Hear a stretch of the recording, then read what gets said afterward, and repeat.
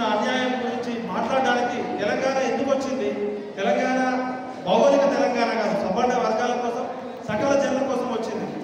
మొట్టమొదటిసారి ఒక కుల సంఘం మీటింగ్కి వస్తుంటే చాలా మంది నాకు ఫోన్ చేసేది, నువ్వు జర్నలిస్ట్ కదా, మాదిగ సంఘం మీటింగ్కి నువ్వేం చేస్తావు, నువ్వు ముందు కాపు వ్యక్తి చెందావు కదా, నువ్వు కుల సంఘాల మీటింగ్కి పోనని చెప్పినావు కదా అంటే, అరే బాబు తెలంగాణ అనేది కొట్లాడింది దేశం అంటే మట్టి కాదు, దేశం అంటే మనుషులు. మరి తెలంగాణ వచ్చింది చంద్రబాబు నాయుడుపై చంద్రశేఖరరావు సీఎం కావడం కోసమా, చంద్రశేఖరరావు అనే వెలుగుదరపై రేవంత్ రెడ్డి అనే రెడ్డి దొరల కోసం కాదు కదా, 90% ఉన్న ఎస్సీ ఎస్టీ బీసీల కోసం కదా తెలంగాణ వచ్చింది. మరి త్యాగాలు ఎవరి? త్యాగాలు మనయే కదా, భోగాలు వాళ్ళయి.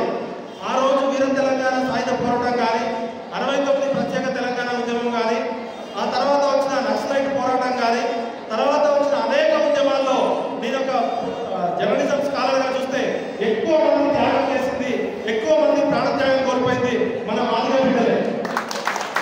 అంటే ఏ ఉద్యమం జరిగినా, ఎక్కడ పోరాటం జరిగినా ఫస్ట్ దిక్కాల స్వరం ఈ తెలంగాణ నేల మీద పోరాటం చేసిన ఘన చరిత్ర మన మాదిగ సోదరులకు ఉందంటే గట్టిగా మాదిగ అమరవీరులకు జోహార్.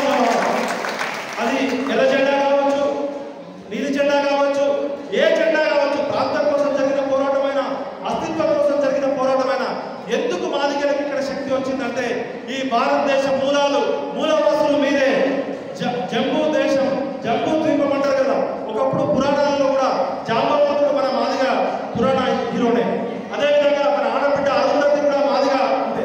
అంటే చరిత్రలో కూడా చూసిన మహారాజులు, ఒకప్పుడు రాజ్యం ఏలిన రాజులు, ఈ భారతదేశానికి నిజమైన మూలవాసులు మన దళితులు, మాదిగ వాళ్ళే అనే విషయం మర్చిపోకూడదు. మన చరిత్ర మనకు తెలియకపోతే మనల్ని బానిసత్వంలోకి నెట్టేస్తారు. ఇవాళ వెలమ దొరలు, రెడ్డి దొరలు, కమ్మ దొరలు అనుకున్న వీళ్ళు కూడా మనువాదంలో శూద్ర దొరలే. వీళ్ళేమి దొరలు కాదు, వ్యవసాయ కూలీలు, వ్యవసాయం నుంచి వచ్చిన వాళ్ళే. అంబేద్కర్ గారు చెప్పారు, ఆత్మగౌరవం లేని జాతి అంతరించిపోతుంది, అధికారంలో లేని జాతి అంతరించిపోతుందని. ఈరోజు తెలంగాణ 4 కోట్లలో దాదాపు 18% పైగా, దళితుల్లో 80% పైగా ఉన్న మాదిగలకి ఇవాళ రేవంత్ రెడ్డి గారి ప్రభుత్వం ప్రజాప్రభుత్వం అని చెప్తుంది. మరి ప్రజాప్రభుత్వం అని చెప్తూ రాహుల్ గాంధీ గారు రాజ్యాంగాన్ని పట్టుకొని తిరుగుతున్నాడు కదా, సమన్వయం అని చెప్పి, మీరెంతో మీకంతా అని చెప్తున్నాడు కదా, కిత్తా హక్కే, మీరెంత జనాభా ఉంటే అంత ఇస్తామంటున్నాడు కదా. మరి రాహుల్ గాంధీ గారు మొన్న జరిగిన పార్లమెంట్ ఎన్నికల్లో మీ రేవంత్ రెడ్డి గారు ఎన్ని ఎంపీ సీట్లు ఇచ్చిర్రు? 17 ఎంపీ సీట్లు ఉంటే మాదిగలకి ఎన్ని ఎంపీ సీట్లు ఇచ్చిర్రు? ఎన్ని ఎంపీ సీట్లు ఇచ్చిర్రు ఎవరైనా చెప్తారా? గుండు సున్నా, ఒక్క సీటు కూడా ఇవ్వలే. మరి దీన్ని సామాజిక న్యాయం అందామా? ఇదేనా రాజ్యాంగం చెప్తుంది? Mister Rahul Gandhi, you should answer this question. తెలంగాణలో అత్యధిక జనభాగమైన మాదిగలు, పోరాటాల్లో అత్యధిక త్యాగాలు చేసిన మాదిగలకి ఒక్క ఎంపీ సీటు కూడా ఇవ్వకుండా రాహుల్ గాంధీ ఏ మొక్క పెట్టుకొని సామాజిక న్యాయం అని చెప్తాడు? ఈ రేవంత్ రెడ్డి ఏ విధంగా సామాజిక న్యాయం అని చెప్తాడు? ఖచ్చితంగా రేవంత్ రెడ్డి గారిని ప్రశ్నించాల్సిందే. గతంలో కేసీఆర్ గారు తెలంగాణ ఉద్యమం చేసినప్పుడు, 2001లో మీ ఉద్యమం ప్రారంభించినప్పుడు మాతో పాటు ఉద్యమంలో జైలుకు వచ్చిన పెడమర్తి రవి మంత్రి అయిందా, ఎమ్మెల్యే అయిందా, ఎంపీ అయిందా? మరి పెడమర్తి రవికి న్యాయం జరిగిందా? ఎందుకంటే ఆయన ఒక మాదిగ బిడ్డ కాబట్టి. అదేవిధంగా మాతో పాటు తెలంగాణ ఉద్యమంలో చర్చలు కూడా జైలుకు వచ్చిన దరువెల్లగా ఒక మాదిగ బిడ్డ, మరి దరువెల్లకి న్యాయం జరిగిందా? అదేవిధంగా ఎర్రోల శ్రీనివాస్ మాదిగ బిడ్డ. మరి మాదిగ బిడ్డలేమో జైళ్ళ కాడ ఉన్నారు, పోరాటాల కాడ ఉన్నారు, లాఠీ దెబ్బల కాడ ఉన్నారు, మరి పదవుల కాడ ఎందుకు లేదు మిస్టర్ కేసీఆర్? సోదర మిత్రులు, మాతో పాటు మా జూనియర్ అయిన మల్కాన్ సుమన్ ఎంపీ అయ్యిండు, సంతోషం. అదేవిధంగా గాదర్ కిషోర్ ఎమ్మెల్యే అయ్యిండు, సంతోషం. దళిత జనాభాలో 80% పైగా ఉన్న మాదిగ బిడ్డలకి ఎందుకు న్యాయం చేయాలి కేసీఆర్? అడగాల్సిన అవసరం ఉందా లేదా? మరి పోరాటాలేమో ఘనము, ఫలితాలేమో శూన్యం. త్యాగాలు మనయి, భోగాలు వాళ్ళయి. ఇది ఇక చెల్లదు. కాశీరావు గారి స్ఫూర్తితో, అంబేద్కర్ గారి స్ఫూర్తితో, పూలే గారి స్ఫూర్తితో ఈ రోజు మనందరి ముందు కాశీ గారి స్పీచెస్ యూట్యూబ్లో వింటుంటే ఎన్నో విషయాలు, మనం తెలియని విషయాలు తెలుసుకుంటున్నాం. దయచేసి అక్షరము, ఆరోగ్యము, అధికారము, ఈ 3 కావాలి. మీ పిల్లలకి చెప్పండి, కాశీం గారి స్పీచ్లు వినమని చెప్పండి. మాకు తెలియని ఎన్నో విషయాలు మేము నేర్చుకుంటున్నాం. మోత్పల్లి నరసింహులు గారు ఒక దళిత కుటుంబంలో పుట్టి 6 సార్లు వరుసగా ఎమ్మెల్యే గెలవడం అంటే మామూలు విషయం కాదు. గట్టిగా చెప్పండి ఒకసారి. అదేవిధంగా మన శరత్ గారు, ఆయన పుట్టింది బ్రాహ్మణ కుటుంబమైన మీ పెద్దపల్లి చంద్రబాబు కుటుంబంలోనే. మాదిగలకి జరుగుతున్న అన్యాయం గురించి మీ ఇక్కడికి వచ్చి మీతో పాటు సంఘీభావంగా ఉన్నారు. మీరు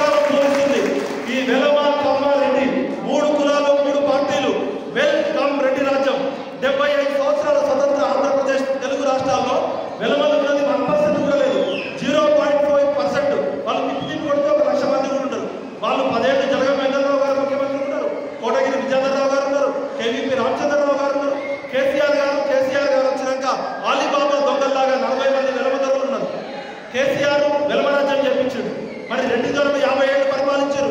వాళ్ళు ఉన్నది 5 to 6%. ఆ రోజు కాసు బ్రహ్మానంద రెడ్డి దగ్గర నుంచి, ఆ రోజు నీలం సంజీవ్ రెడ్డి దగ్గర నుంచి నిన్నటి రేవంత్ రెడ్డి వరకు. అదేవిధంగా కమ్మలు వాళ్ళు ఉన్నది 1 to 2%. వాళ్ళకు 25 ఏళ్ళు పరిపాలించారు. తెలుగు రాష్ట్రాల ప్రజాస్వామ్యం అంటే 3 కుటుంబాలు, 3 కులాలు. ఒక ఎన్టీఆర్ కుటుంబము, ఒక వైఎస్ఆర్ కుటుంబము, ఒక కేసీఆర్ కుటుంబం. అచ్చిరెడ్డి బై పిచ్చిరెడ్డి, పిచ్చిరెడ్డి బై అచ్చిరెడ్డి వచ్చింది. ఈ అచ్చిరెడ్డి పిచ్చిరెడ్డి లచ్చిరెడ్డి కోసం మనం త్యాగాలు చేసింది. చెప్పండి ఎవరి కోసం? ఒక కేసీ రావు, ఒక కేకే రావు, ఒక కేటీ రావు. ఈ రావు ఉన్నంత కాలం ప్రజలకు ఏమీ రావు. ఈ పార్టీలు మన పార్టీలు కాదు. తెలుగుదేశం పార్టీ కమ్మల పార్టీ, టీఆర్ఎస్ పార్టీ వెలమల పార్టీ, కాంగ్రెస్ పార్టీ రెడ్ల పార్టీ. అవునా కాదా? మరి మన కోసం జనాభాలో ఇంత ఎస్సీ ఎస్టీ బీసీలు 90% పైగా ఉన్నారు కదా. 90% పైగా ఉన్న వాళ్ళ ఓట్లు వేసుకొని సీట్లలో కూర్చుకొని ఇవాళ మనం ఏదైనా నిరసన వ్యక్తం చేస్తే మన ఎస్సీ ఎస్టీ బీసీ పిల్లల్ని లాఠీలతో కొట్టిస్తున్నాడు. ఆ రోజు కేసీఆర్ అదే విధంగా నియంత పాలన చేస్తే ఇప్పుడు రేవంత్ రెడ్డి ప్రజాపాలన పేరుతో వచ్చి ఇవాళ నిరుద్యోగులలో ఎక్కువ మంది ఎవరుంటారు? మన ఎస్సీ ఎస్టీ బీసీలేనా కాదా? గవర్నమెంట్ ఉద్యోగాలకు ఎవరు ప్రిపేర్ అవుతారు? పేదరికంలో ఉన్న పిల్లలే కదా. ఏ రెడ్డి దొరల పిల్లలు, ఏ కమ్మ దొరల పిల్లలు, వెలమ దొరల పిల్లలు అమెరికాలో ఉంటారు, వ్యాపారాలు చేసుకుంటారు. మన ఉద్యోగాలు మనకు కావాలని తెలంగాణ ఒక ఎమోషన్తో మనల్ని రెచ్చగొట్టి మన చావులకు కారణమై 1200 మంది పిల్లలు చంపారు. చనిపోయిన వాళ్ళలో ఎక్కువ మంది ఎస్సీ పిల్లలే, దానిలో కూడా ఎక్కువ మంది మాదిగ పిల్లలే ఉన్నారు. కాబట్టి పోరాటాలంతా మీరు చేస్తుంటే భోగాలు వాళ్ళు అనుభవిస్తున్నారు. ఇవాళ తెలంగాణ ఉద్యమం గురించి ఇంత గొప్పగా చెప్తారు కదా. సదాలక్ష్మి గారు మొట్టమొదట రిజైన్ చేసిన మహిళా మంత్రి మీ మాదిగ బిడ్డనే. గట్టిగా చెప్పడం కొట్టాలి. జోహార్ సదాలక్ష్మి గారు. ఆ రోజు ఆమె మొట్టమొదటిసారి భారతదేశంలో అర్చక పాఠశాలలు పెట్టింది. ఆ రోజుల్లోనే అర్చక పాఠశాలలు పెట్టి ఏ విధంగా దేవాలయాల్లో బ్రాహ్మణులు ఎందుకు పూజారు ఉండాలి, దళితులకు వేదం నేర్పించిన మొట్టమొదటి మహిళా నేత ఆమె. ఒక సోషల్ రిఫార్మర్, ఒక కల్చరల్ రిఫార్మర్. గట్టిగా సదాలక్ష్మి గారి కృషికి జోహార్ సదాలక్ష్మి గారు. సదాలక్ష్మి గారి భర్త టీవీ నారాయణరావు గారు అనుకున్నా, ఆయన కూడా మొత్తం ఆయన రైట్ వింగ్ లో ఉన్నప్పటికీ కూడా వేదాలను మొత్తం తెలుగులో ట్రాన్స్లేట్ చేస్తే మోహన్ భగత్ ఆర్ఎస్ఎస్ చీఫ్ ఆయన ఇంటికి వచ్చి ఆయన కాలు మొక్కిండు. మన టీవీ నారాయణరావు గారు కూడా మన మాదిగా పెట్టే. గట్టిగా చెప్పట్టుకుంటాం. అంటే మన మహనీయుల చరిత్రని మనం తెలుసుకోకపోతే ఇదే తెలంగాణ గడ్డ మీద భాగ్యరెడ్డి వర్మ ఆది హిందూ భవన్ మన దళిత బిడ్డే కదా. అదేవిధంగా బిఎస్ వెంకట్రావు గారు అనుకుంటా, కాసేపు సరిచేయాలి. అప్పుడు నిజాం కాలంలో బిఎస్ వెంకట్రావు గారు అనుకుంటా ఏ విధంగా అయితే భాగ్యరెడ్డి వర్మ గారు చేశారో బిఎస్ వెంకట్రావు గారు కూడా అప్పుడు మాదిగల బిడ్డ ఆయన కూడా. అంటే వీళ్ళందరి త్యాగాలు, వీళ్ళందరూ పోరాట చరిత్ర తెలుసుకోకపోతే, మనం చరిత్ర తెలుసుకోకపోతే చరిత్ర నిర్మించలేము. మోహరించిన సైన్యాలనైనా ఆపవచ్చు కానీ ఈ రోజు పెద్దపల్లిలో బలరామయ్య ఆడిటోరియంలో జరుగుతున్న మాదిగ శక్తి సదస్సులో జరుగుతున్న ఆలోచన సంఘర్షణ ఎవరు ఆపలేడు. కేసీఆర్ కాదు, రేవంత్ రెడ్డి కాదు, ఏ ఆర్మీ ఏ మిలిటరీ కూడా ఆపలేదు. మనం ఏం చేస్తారు? మా అంటే బెదిరిస్తారు, కేసులు పెడతారు, జైలుకు పంపిస్తారు. అంతకన్నా ఏం చేయలేరు. మీలో కలిస్తే నిలుస్తారు, నిలిస్తే గెలుస్తారు, విడిపోతే పడిపోతారు, పడిపోతే ఓడిపోతారు. అందుకే మాదిగలు ఒంటరి వాళ్ళు కాదు. మాదిగలకు మద్దతుగా మున్నూరు కాపులు, యాదవులు, గౌళ్ళు, ముదిరాజులు, బీసీలు, ఎస్సీలు, ఎస్టీలు మీకు అందరిగా సపోర్ట్ ఉంటారు. మీరు ఒంటరి వారు కాదు. మాదిగ శక్తి అంటే మీదే రాజ్యం. మాదిగా మీదే ఇక రాజ్యం. రాబోయే కాలంలో మీదే ఇక రాజ్యం. మీరు ముందుండండి. మీకు అన్ని రకాలుగా సహాయ సహకారాలు అందించడానికి భౌగోళిక తెలంగాణ అనేది వెలమదొరలు, కమ్మదొరల నుంచి వెలమదొరలు చేసిన కుట్ర. సామాజిక తెలంగాణ, ప్రజాస్వామ్య తెలంగాణ, అందరి తెలంగాణ.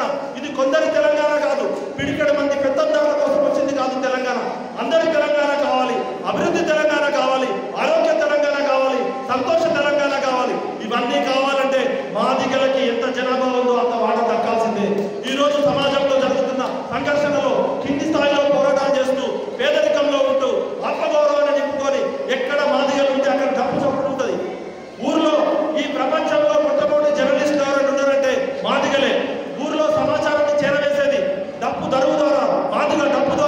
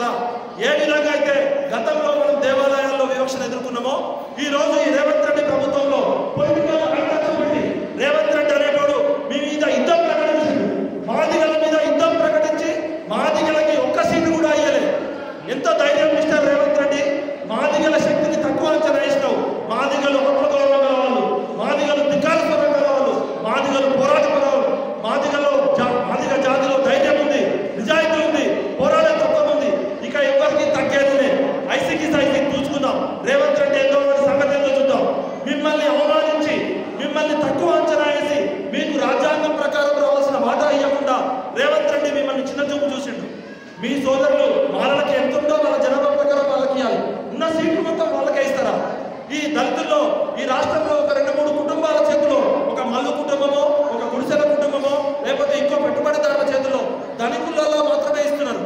మీకు సహజబద్ధంగా, న్యాయబద్ధంగా, ధర్మబద్ధంగా, రాజ్యాంగబద్ధంగా దామాషా పద్ధతిలో రావాల్సిన MLA seat, MP seat, ward member నుంచి, ఎంపీటీసీ నుంచి, జెడ్పీటీసీ నుంచి, ఎంపీపీ నుంచి ప్రతి దగ్గర కూడా రావాల్సిన అవసరం ఉందా లేదా? కౌన్సిలర్లు, కార్పొరేటర్లు, ఎంపీటీసీలు, జెడ్పీటీసీలు ఇలా మొత్తం తీస్తే దాదాపు ఒక 30,000 పదవులు మాదిరిగానే ఉంటాయి, లక్షలు. కాబట్టి మీరు ప్రశ్నించడం మన నాగరికత. ప్రశ్నే నాగరికత, ప్రశ్నే ప్రజాస్వామ్యం. ప్రశ్న మందుపాత్రైపోయిన తెలంగాణ నేలలో ఈ మాదిగ వీరులని, మాదిగ భూమిపుత్రులని అన్యాయం చేస్తే అది ఏ ప్రభుత్వం అయినా తగిన మూల్యం చెల్లించుకోవాల్సిందే. నాకు ఇంకా నేను రీసెర్చ్ చేయాలి. నేను మొట్టమొదటిసారి మాదిగ శక్తి మీటింగ్కి ఇట్లా ఓపెన్గా వచ్చిన కాసిం గారు ఏమైనా తప్పుగా మాట్లాడితే కాసిం అన్న సరి చేయాలి. అదేవిధంగా మోత్కుపల్లి నరసింహులు గారు, శరత్ గారు, ఎందుకంటే ఒకసారి ఆవేశంలో